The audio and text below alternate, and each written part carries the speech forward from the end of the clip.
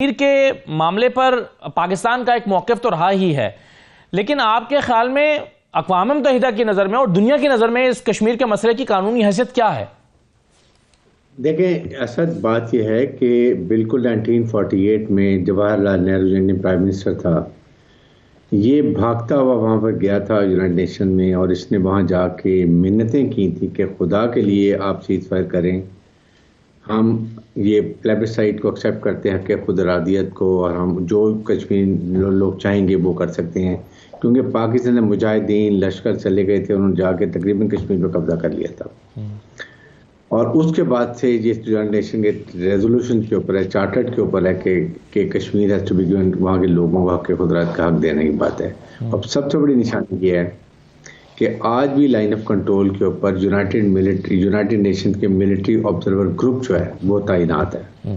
دس indicates کہ یہ اس وقت ڈسپیوٹڈ ٹیریٹری ہے یونائٹڈ نیشن کی طرف سے، اور پاکستان سائڈ سے جب بھی وہ چاہتے ہیں ہمارے ایریا میں آتے ہیں، ہمارے کشمیری بھائی بہن سے ملتے ہیں، جب وہ وائلیشن چیز پر کی کرتے ہیں انڈین، وہ دیکھتے ہیں کیا نقصان ہوا، کتنے بیچارے کشمیری نوجوان شہید ہوئے، بچے برے، پراپرٹی ڈیمیج ہوئی، پورا حساب جا کے یونائٹڈ نیشن میں جاتا ہے۔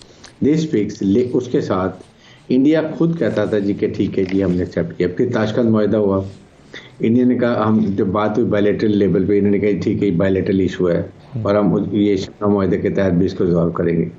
تھرڈ از دے آر سچ فنی پیپل۔ اس کے بعد 5 اگست 2019 کو یونیلیٹری انہوں نے 370 کو ختم ریموو کر دیا، 335A کو ختم کر دیا، اور جا کے کشمیر پر پورا قبضہ کر لیا۔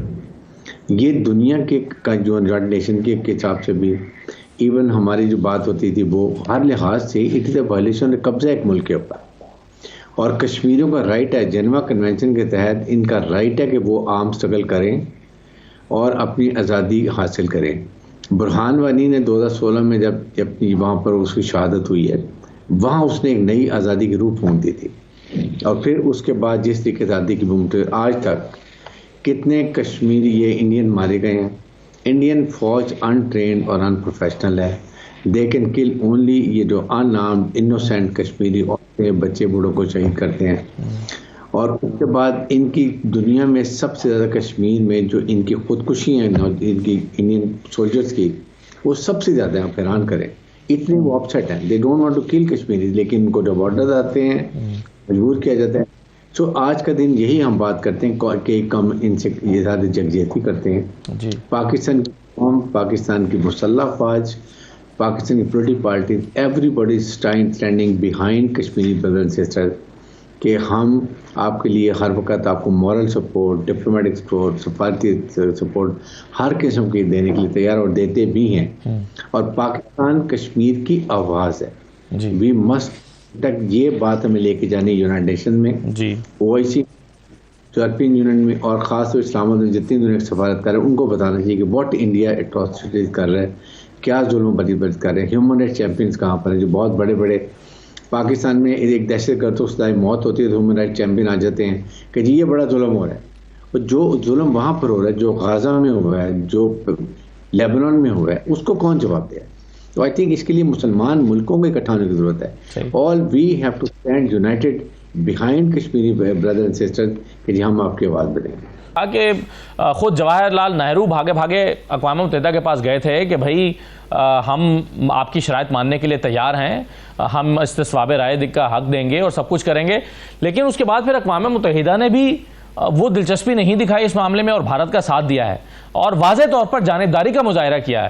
آپ کے خیال میں اقوام متحدہ جانبدار کیوں رہا ہے اس معاملے میں؟ کیا پاکستان اپنا مقدمہ ٹھیک نہیں لڑ سکا، یا مغربی طاقتوں کے مفادات کی وجہ سے ایسا ہوا؟ 2-3 وجوہات ہیں۔ نمبر 1، ظاہر ہے کہ ہم نے وہ ڈپلومیٹک آفینسو نہیں لانچ کیا جو ہمیں کرنا چاہیے تھا اقوام متحدہ میں، پرٹیکولرلی جب قرارداد پیش ہوتی ہے وہاں پر 5 پرماننٹ ممبرز ہوتے ہیں اور 10 نان پرماننٹ ہوتے ہیں، ان کو ہم نے ہٹ کرنے کی ضرورت تھی۔ نمبر 2 بات یہ ہے کہ دیکھیں وہاں پر United Nation being controlled by 5 big power, اور سب سے بڑا اس میں کردار امریکہ کا، یورپین یونین کا، فرانس، انگلینڈ، ان لوگوں کا ہے، اور ان کی انڈیا کو ان کو ضرورت ہے۔ انڈیا ان کا اسٹریٹجک پارٹنر ہے، انڈیا کے ساتھ ان کا 2+2 کا معاہدہ ہے، گروپ 1 بنا ہوا ہے، جس میں جو USA ہے، انڈیا ہے، جاپان ہے اور آسٹریلیا۔ नंबर 2 में I2U2 ग्रुप को बना हुआ जिसमें India, Israel, United states of America और यूनाइटेड अरब एमिरेट्स। नो आप इससे अंदाजा लें, और एक बहुत बड़ी मंडी है, मार्केट है, स्ट्रेटेजिक पार्टनर है। इंडिया को वो एज ए प्रॉक्सी यूज़ करते हैं अगेंस्ट चाइना, अगेंस्ट पाकिस्तान। ये सी पैक हमने बनाए, दहशतगर्दी आपके सामने जो कुछ हो रही है। फिर उसके बाद साउथ चाइना सी में अमेरिका को इंडिया की जरूरत है कि वो एक नेवल पावर उनके पास है। तो ये मेन वजूहत है। लेकिन बात यह है कि अब वो ज़माना है, अगर आपने इसको रिजॉल्व करना है, you need to be economically strong. Pakistan एक न्यूक्लियर मुल्क है, पाकिस्तान एक वाहिद इस्लामिक न्यूक्लियर मुल्क है, हमारे पास लड़ाका फ़ौज है, हमारी जियो स्टेट लोकेशन बहुत अच्छी है। अगर सी पैक बनता है, हम इकोनॉमिक तरक्की करते हैं, अपने फैसले अपनी मुल्क की मफादात में करेंगे। चाइना की मिसाल है, चाइना ने कोई लड़ाई नहीं की, इकोनॉमिक तरक्की की, एक दे बिकम इकोनॉमिक जॉइंट, उनको हांगकांग उनके गोद में खुद आके गिर गया। यही वो होप करें ताइवान के लिए भी कि हम अभी इतना स्ट्रांग होंगे कि ताइवान भी हमारे पास आएगा। लाइकवाइज पाकिस्तान को इकोनॉमिक तरक्की करेंगे तो अब हमें वर्ल्ड बैंक के, अमेरिकन प्रेशर या फिर उनके प्रेशर वो ख़त्म होंगे। आपको ये प्लान करने आज के दिन इज़हार यकजहती करते हुए कि Pakistan should become economically viable, not dependent on anyone. आपके पास इस, और फिर उसके बाद Russia, China, Pakistan, India, 4 nuclear power हैं। सो अपने रीजन में स्ट्रांग हो, आप रशिया को, चाइना को साथ में लाएं, उनसे बात करें, they can exert Indian also, तो फिर बात बनेगी। और अभी इस वक्त इंडिया आइसोलेट हो गया है, बांग्लादेश भी उनसे निकल गया है, बाकी सारे ममालिक निकल गए हैं, और चाइना और रशिया के साथ भी आपको पता है कि उनकी क्या प्रॉब्लम चल रही हैं। So this is the time to put pressure, economic diplomatic pressure, and also आपको यूनाइटेड नेशन को और ओआईसी को स्ट्रॉन्ग करें। देखें दुनिया में क्या मसाइल हैं, 2, एक पैलेस्टाइन, एक कश्मीर।